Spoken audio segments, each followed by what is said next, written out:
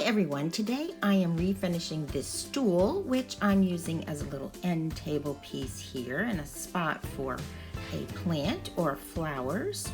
Today I am participating in the Ugly Duckling Challenge, and here is my ugly duckling. This piece is ugly. I think it's right out of the 80s. It's dinged up, it's got that old fabric on it, and it's really wobbly. It cost $10 at a thrift store. So this challenge is hosted by Heidi at Happily Thriving Heidi and also Corey from Desert DIY, and both of their channels are linked in my description below. So the first thing I did was just to flip it over and take it apart. So it came apart really easily. It just had 6 screws around the edges there. Oh, and also I thrifted this while shopping in Highlands, North Carolina with Letty. So thanks again to Letty for helping me find this little piece. So it came apart really easily, and there you can see that actually someone had used Scotch tape, and look, it is ugly. I got out my rubber gloves for this, took it all apart, had 2 layers of ugly fabric, and just cleaned it up and scrubbed it really well. And so I'm painting it with Annie Sloan chalk paint, and the color I'm using is Old White, and I've used that color before in a few things, and it's really pretty. It's not a bright white, it's just toned down a little bit, which I think is really flattering and really goes with other items in my house. So one thing that I always do, I always have a little mist there, little mister of water. So I should have sprayed the brush actually before I started painting, but I always spray around the sides of the brush so that it doesn't dry out. So if you are new to this channel, if you like this idea and you want to see more ideas, think about subscribing by clicking that red button below, and you won't miss an item then. YouTube should send you a notice whenever I post something else, because I have more projects on the way. So I gave it a good coat of this Old White, which goes on so nicely. This is such a nice product. Annie Sloan is the original creator of chalk paint. And so yeah, I did a thin coat, and so sometimes periodically just I use the mister if the paint seems to get a little dry on top or around the edges. I also mist on the piece of furniture. So I'm just being careful to paint everywhere on the piece, and also just where the it would reattach so that it's totally covered. So here it is. I let it dry, actually probably for a few days. I've been working on this project for a while. And so now it's time for the second coat. Oh, and so check out in my description below, I will have the link to this playlist. So when Heidi and Corey decide they're gonna host a challenge like this, I just repeat these things every once in a while because I watched YouTube for a while and had to figure things out. They will post the entire playlist of everyone else like me who's participating in this challenge. So it's fun just to visit the playlist and see what everyone else has come up for this Ugly Duckling Challenge. And so that playlist is in my description below. If you click on my title, more text will appear and you can find the link to the playlist. So now this part I am distressing because I'm going for that farmhouse kind of weathered old world look on this piece. And so this chalk paint is so nice. It just comes off as it should. And this was really fast. I didn't let it dry for very long, probably just a day later.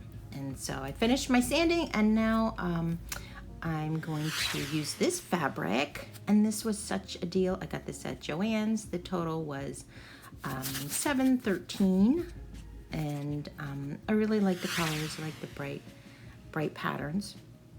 And so now this next step will be applying clear wax, which has the consistency of kind of butter or Crisco there. And so I just applied it with a brush this time. I have in the past applied it with a rag or a cloth. I'm gonna go in the direction of the grain on this one instead of maybe a circular motion.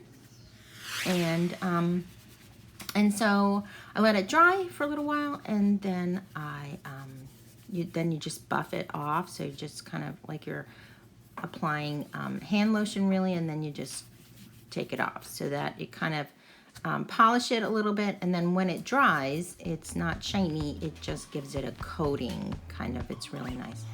And so now I'm ironing this piece, and then I just use I use a super hot setting on the iron to get out any creases. And then this is that piece of the piece of wood that was underneath all those layers. Ugh, the nasty layers. And so I just used the piece of wood as a template there and cut the fabric. And so this is the foam that I got also from Joann's. It's called High Density Foam. It's kind of high. I think it'll be nice to have more padding on the piece than the original did. Or maybe it was higher when it was probably originally made in the 80s. And then I just score the foam. I'm gonna cut the foam. And this was a little difficult to cut. It's probably easier to do with a knife. I don't know, but I used a scissor and it came apart pretty easily. You just have to keep pulling it because it is pretty thick. And so I thought I was gonna have to maybe glue this together, but I just cut the sort of, you know, rest of the piece there using the remainder of the original piece that I cut it from. I was thinking I would have to glue them together, but I didn't. I just held them together and they don't seem to move. So this is me being completely indecisive. I just wasn't sure with this fabric. Should it be off center or should I center it? So I did opt to center it. I do like that piece in the middle there, that circular pattern right there. I like that the most, the nicest section of the fabric because it has the most colors. It has that yellowy gold and the turquoises and blue. So I did decide to center it on the piece, and then I do drive myself crazy. I go back and forth, measure again, make sure it's centered, and then I just flipped it over and started stapling.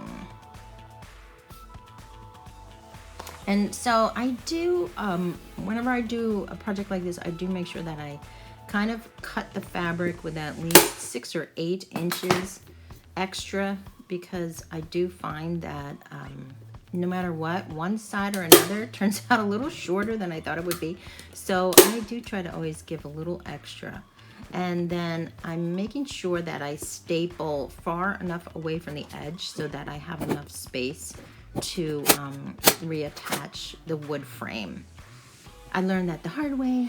One time I got the staples way too close and couldn't put the frame back on. So I staple far away from the edge, and then I do staple kind of, I do one side, then I flip it over, do the opposite side so that it does get even. And then I do the same thing with the corner. So I'll do one corner, and then I'll go and do the corner that's diagonal, and then I'll just pull the fabric and staple along the way. I found that makes it'll just be more even, as opposed to just doing all one side or going around the edges,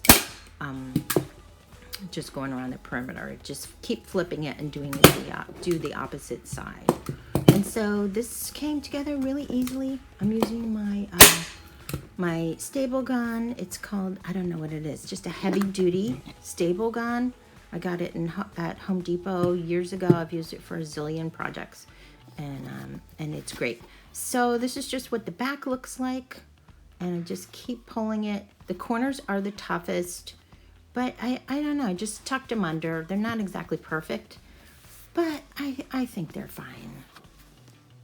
And then I just clean up the edges, just trim the excess there. I just trim around all the sides, and so here is the final product. And and I think it looks really nice. So now time to reassemble. And so one thing I learned here, I should have attached the legs. I should have reattached the legs to the frame before I put the frame back on the fabric backer there, because it was harder to reattach the legs once the frame was on there. So you live and learn. But it went on pretty easily, and I'll just show you in a second here why you have to get the staples pretty far away from the edge, because when I reattach those legs, it's hard to get those bolts back in there. But I had enough space, and I just attached it with this Allen wrench that I have. I borrowed that. That's my husband's, but actually I have to get a better set of Allen wrenches.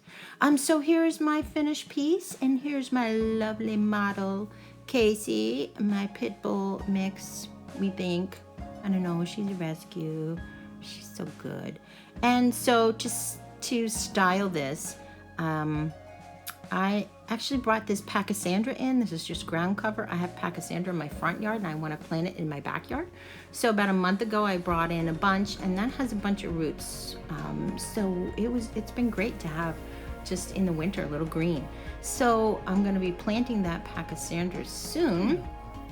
But I think this piece will serve as an end table, or maybe a footstool, or maybe a spot in the bedroom where people can throw a bag or something. I'm not really sure yet, but I like it in my sunroom here for now.